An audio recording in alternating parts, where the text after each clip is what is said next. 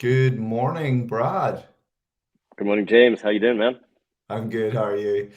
I'm very good, Um, thanks. Welcome to episode 4 of Mixpanel's In Conversation With. To introduce it to those who are watching and maybe haven't joined us before, Mixpanel's In Conversation With is a series that we run whereby I get the opportunity to speak to some of our fastest growing, most exciting fintech organizations. If you haven't managed to catch them before, maybe we'll share a link at the end so you can see past episodes. And this episode, I'm joined by Bradley Mont, who's VP of Growth from Kuda Bank. Bradley, do you want to introduce yourself, maybe introduce Kuda a little bit for those that maybe don't know it? Yeah, for sure. Thanks, James. And yeah, thanks for inviting me to the session.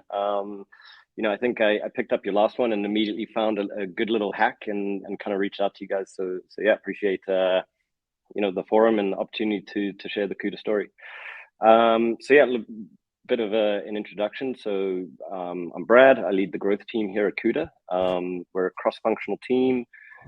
Really what that means is we're focused on the full funnel. So everything from acquisition and then improving metrics on the product side all the way through the funnel. And of course we leverage our growth stack to really to do that and to try and do things the competitors aren't doing in the market.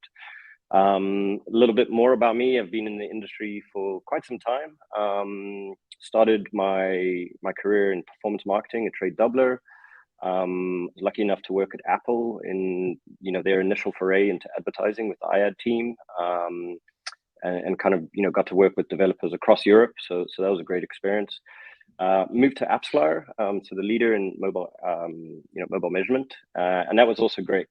Great opportunity to work with some amazing brands, especially here in the UK, and a lot of fintechs, obviously. So that was my first dabble with fintech. And also started spearheading our kind of move into Africa. So started working with a lot of African companies. I'm South African originally, so kind of starting down there and looking at some of the big companies like Takealot and MultiChoice, etc. So again, kind of got like a bit of an experience of working with Africa and seeing what's on the ground. Obviously, a lot had changed since I had left and moved to London, and yeah, really exciting market. So after all of that, I had an intro to Kuda, and it was really this intersection of the app world, finance, and Africa. So for me, it was immediately interesting. And yeah, speaking with Babs, our CEO, and we also have great investors. It was kind of a no-brainer to get involved. And yeah, so that's A bit, I guess how I made my way to Kuda. a bit of a perfect storm there. So it's Absolutely. super exciting. Did Kuda use AppsFlyer? Is that how you came across Kuda and then you were like, I like what these guys are doing. I want to be involved. Is that where it came from? No, so more the other way around. I think, yeah, I mean, I kind of got introduced to Kuda, and started kind of advising and just helping them kind of understand, yeah, the kind of the analytics space. So it was more a case of advising them to pick up AppsFlyer. I think before I joined, I think kind of the two requisites were Mixpanel and AppsFlyer. So really trying to get that kind of base level of analytics, like I mentioned on the acquisition side of things, so we can understand what we're doing in the marketing space, but then also, you guys, so that we can understand what's happening actually, how customers are interacting with the app and how we can improve it. So yeah, it was more, yeah, through other means that I found Kuda, and then, yeah, kind of getting all of you guys on board to help us fuel our growth. Africa is definitely a space that we're seeing more and more really exciting fintech companies come up. I think you can talk about the London fintech scene all the time, right? Pretty well established, market lead or world leading, but we're seeing more and more coming out of continental Africa, where you're getting these really cool tech companies, that have managed to skip a generation, really, right? Skipping that web generation, going straight into mobile, and coming out with some really, really cool tech. So that's why I think it's exciting to get you on. We're seeing more and more of this. And for us, we think Kuda is really leading the way, right? You've seen some amazing growth. Um, Yeah. you relaunched the app just recently, right? Back in November.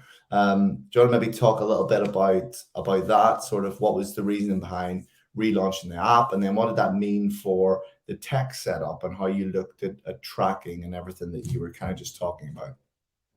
Yeah, for sure. So, part of our journey with Kuda is to be the money app for every African on the planet, essentially. We obviously started in Nigeria. It's the biggest market in Africa. But the vision is to expand. So kind of rebuilding our entire app was to really accommodate for global expansion. If you think about it, being a regulated entity, you have different KYC in different countries. You also have different regulated products. Crypto is not not available in Nigeria, but we could do it in potentially in other countries, just as an example, right? Yeah. Essentially the infrastructure had to kind of change to accommodate that, but it also meant having to rebuild our analytics from the ground up. But it was also a great opportunity to kind of improve on what we had. I think we're actually probably on our third iteration right now. So it's definitely been a journey. I think previously, when I first kind of came on, we integrated with you guys. I think it was very early stage. I think we got our scale wrong. We got our events wrong. We just, we were new and we didn't really know like what we were looking at or how fast we were going to grow. I mean, our growth has been, exceptional. So, some misfires there in the first stage. We had to kind of relook at that. The second integration, I think we, with your guys' support, like we got the scale right.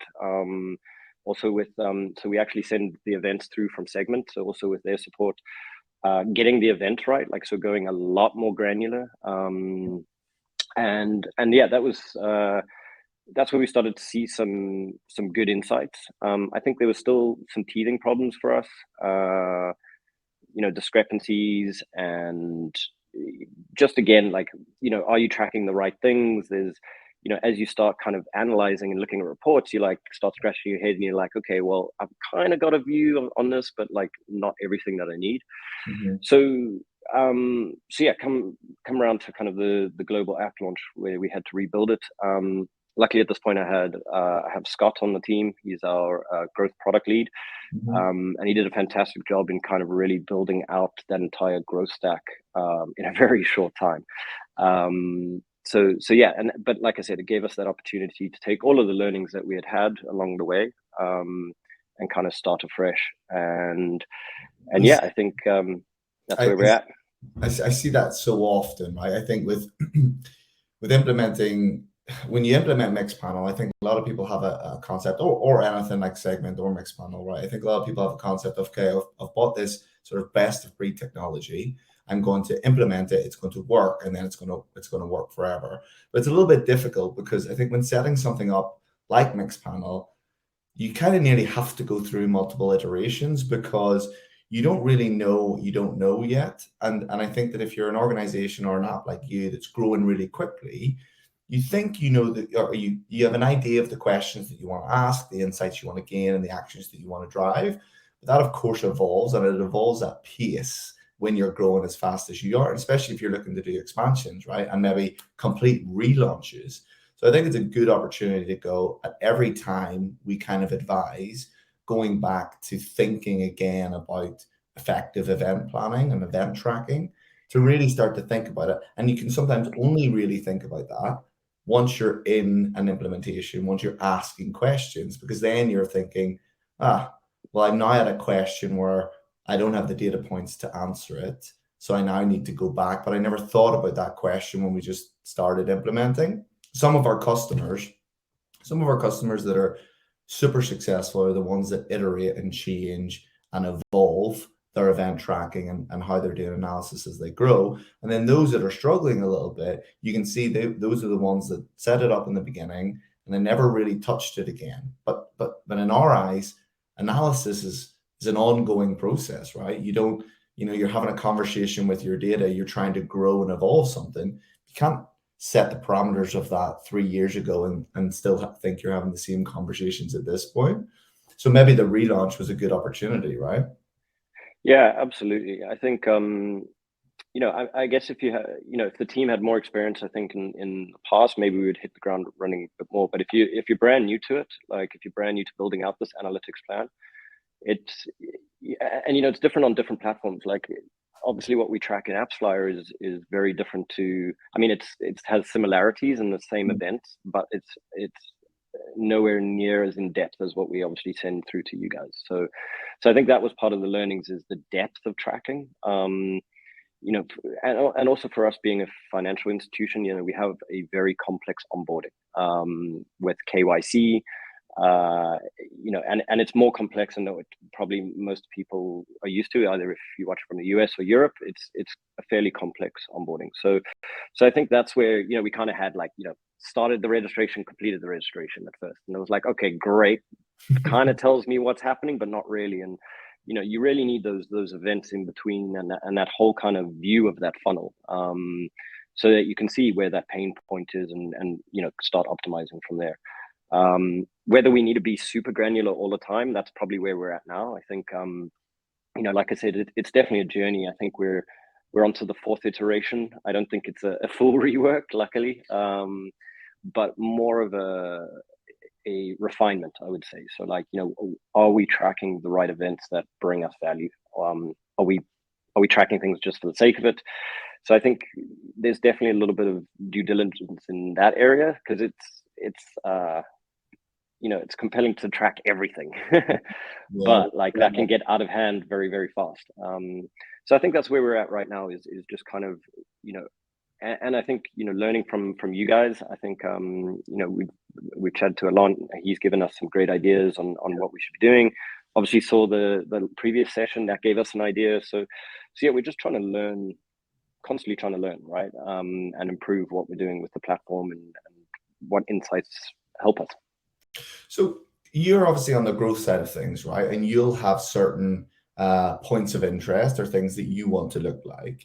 How across the organization are you using data? Is it seamless between marketing, engineering, product? Are they all using the same data? How's that worked for you guys? Because that's something that comes up quite often. Yeah, so to be honest, this is probably also a journey we're on. So same as our own personal journey inside the growth team to get better at data. I think we definitely want to be a data focused company, and I think we are. But again, it's a journey, right? And different tools, different teams are using different tools, different data sets.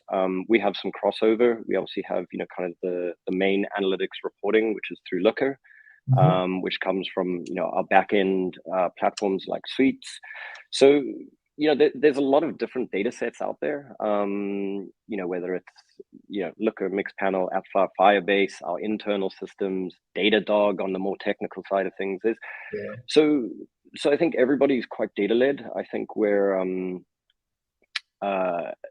I think Mixpanel was something new to the team, like being that refined in terms of segmentation and funnel management and retention, etc. So definitely something new to bring to the team.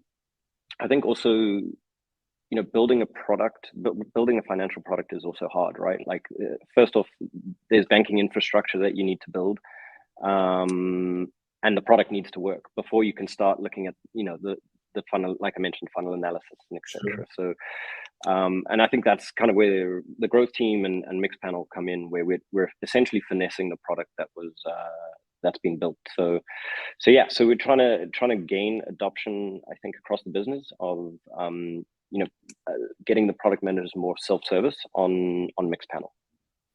Yeah, I think when we look at when Mixpanel enters into an organization on their journey is also really, really critical as to I think how widely adopted it could be, because it's always difficult, I think, if it comes in, and sometimes it comes in from different angles, right? Sometimes we're brought in very, very early by founders, developers, and sometimes product leaders and their focus, and then sometimes from the marketing side.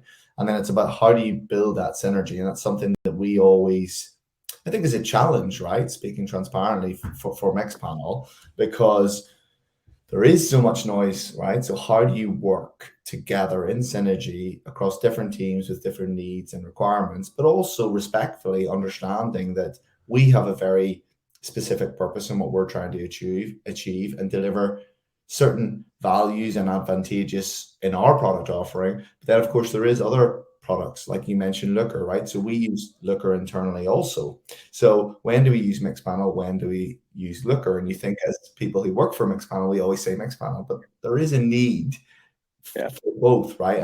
And then that data trust thing comes into it, and how do you then, collaborate at that level? I think some organizations that maybe choose Mixpanel from the beginning, which everyone should do, have that synergy, right? But it's a little bit more difficult when maybe there's an established product in place, or sorry, an established product in a sense of the app that you're building or the business, and then you start to add analytics on top of it. That can be a little bit testing, I think, or a little bit difficult. We talked a lot about it at our customer forum last year, where some more, people going through iterations, but a lot about trying to influence teams to come and start to use things like Mixpanel or whatever else it would be to get that commonality, or even how do we mash them together effectively. You mentioned a couple other things. So you're using Segment for event tracking. I think you also then were talking a little bit about how you're potentially going to start to link that up to Iterable based on the conversation with the guys that I had with Zilch last time. You were thinking, well, that sounds cool. We need to be doing that. Yep. I love the breed, obviously, but how are you guys thinking about that, and how are you thinking about future projects and bringing that stack together? Yeah, for sure. So yeah, I mean, I think a lot of the last year or so was laying down the foundation. I think we're in a really good spot with the growth stack, but now it's really about like leveraging the platforms a lot more, right? So it's actually a really exciting time. I think we're about to go like Tesla plaid mode on analytics. So we have a super exciting project coming up where we're going to be diving into our full analytics stack. We have a new person joining the team with a wealth of experience to kind of take us to that next level. So across all of our platforms, we're looking to get more advanced, essentially. You mentioned Iterable. There we're doing super cool stuff with the API and serving banners inside the app, and then looking to leverage you guys for the insights. That's something that we're doing kind of right now, but then also, yeah, like the tips that we picked up in terms of looking at the cohort and then kind of messaging that specific cohort after analyzing them. And I think that's kind of probably where we're at, is a lot more segmentation and utilization of the growth stack, essentially. Like we got great infrastructure, now it's time to really kind of dial it up a notch, essentially. What's next then for Kuda the app, right? So we know banking app based out of Nigeria. Where does it go? Where does it go next? What does the next 3 years look like for you guys as an organization? Hopefully fueled by all this, growth stack and analytics. What does that look like? What do you aspire to be? Yeah, so the vision is to be Pan-African or global, essentially serving the African market. So yeah, over the next few years, probably expand into multiple African countries. We have a team that are actively looking at that and working on that. It's obviously a very complex space. It's not like Europe or the States. Each country has its own central bank and is regulated and has its own rules. So it's a fairly complex environment, but absolutely that's where we're headed. That's why we kind of rebuilt the app and we can accommodate that. We're bringing on some new tech also, like that'll allow us to do feature deployment and A/B testing, and that'll also help us to kind of serve different products to different markets. So international expansion is definitely one area, but also Nigeria, we still have a huge way to go. Growth is amazing, but it's a massive market. It's massively underserved.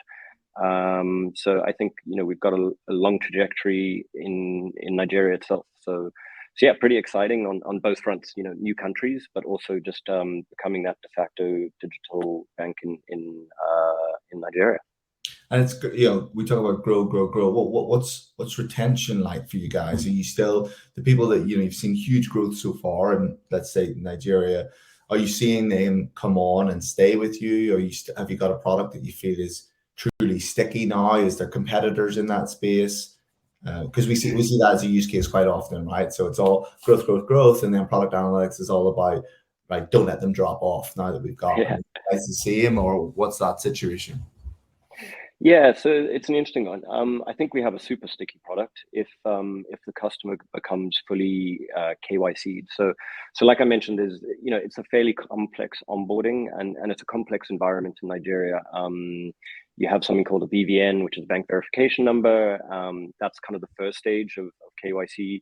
Then you have other documentation like a national ID to get fully verified. So we see amazing retention rates once they fully onboarded.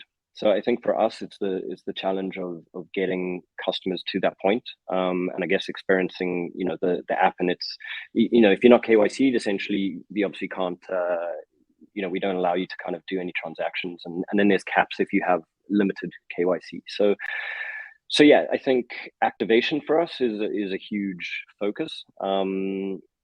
And yeah, just kind of looking at that like tipping point of people registering but not getting fully KYC'd. And there's various factors that local market nuances that like make it more complex for us. So yeah, really trying to tackle that. And that's, if you look at our tracking, that's probably where a lot of it is focused right now, is on that onboarding, as we try and just get people through that funnel and get them experiencing the app.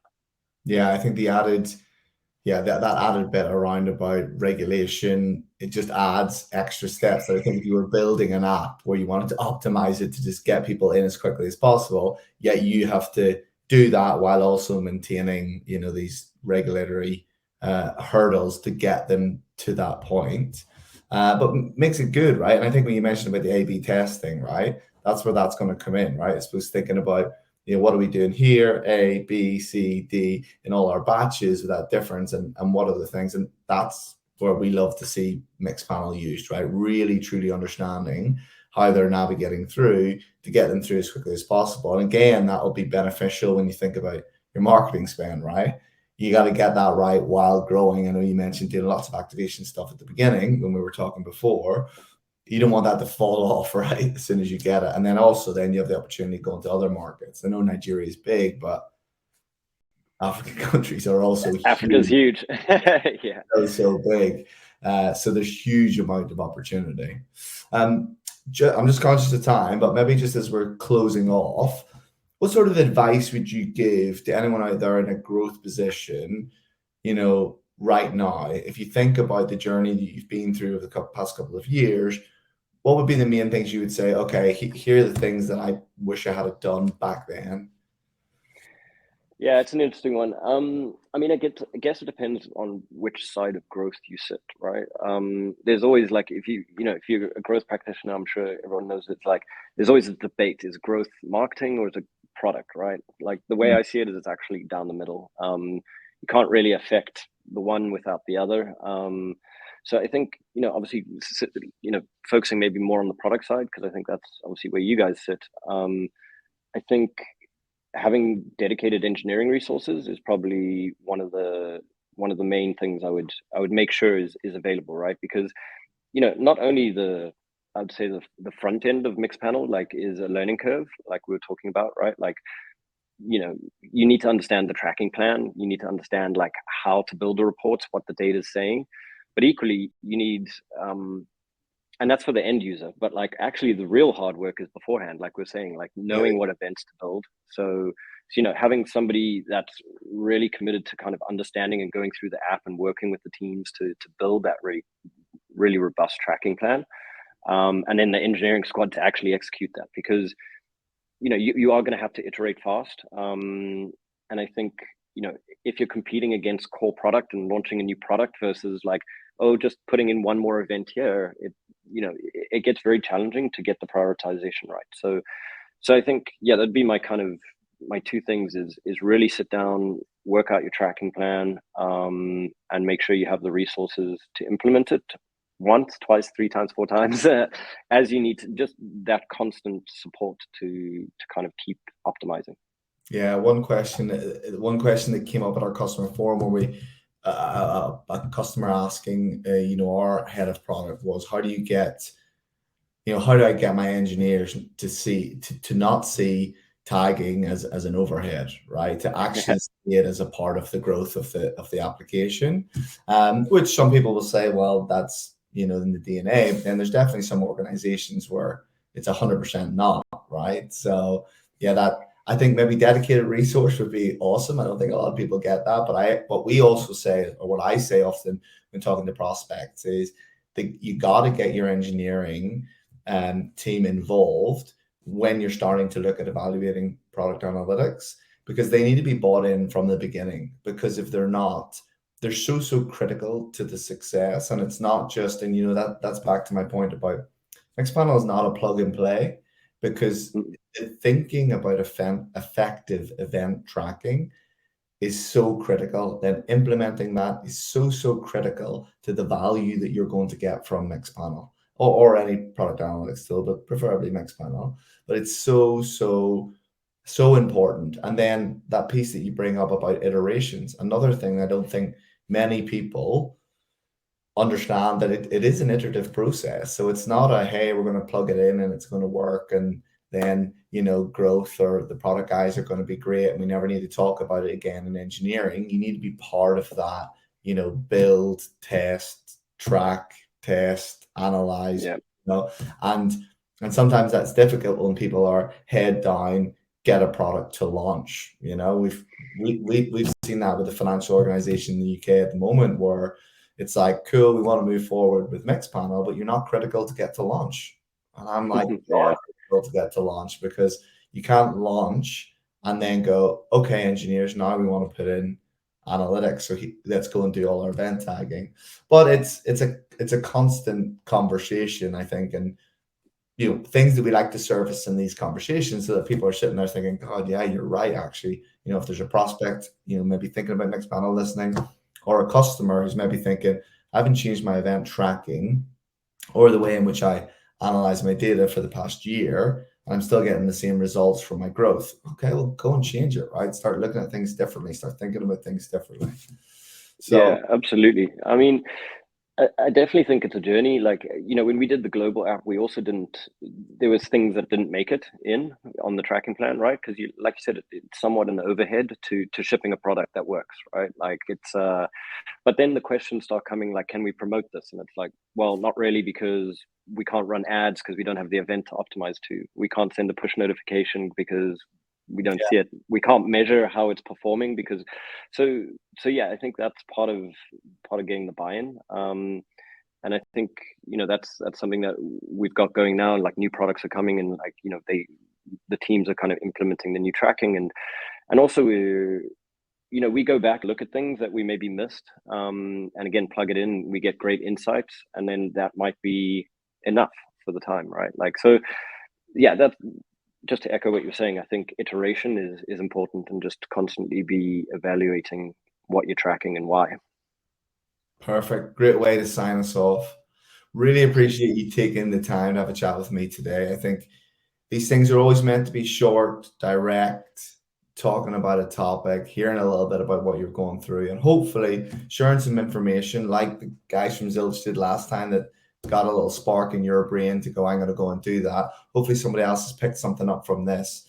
I'll share after this our LinkedIn profile. I'm assuming, Brad, you don't mind if people connect with you and reach out? Yeah, for sure. I, of course, don't mind. So thanks very much, Brad, and thanks for everyone for tuning in today. And yeah, until the next one. Have a good one, Brad. Thanks, James. Cheers, everyone.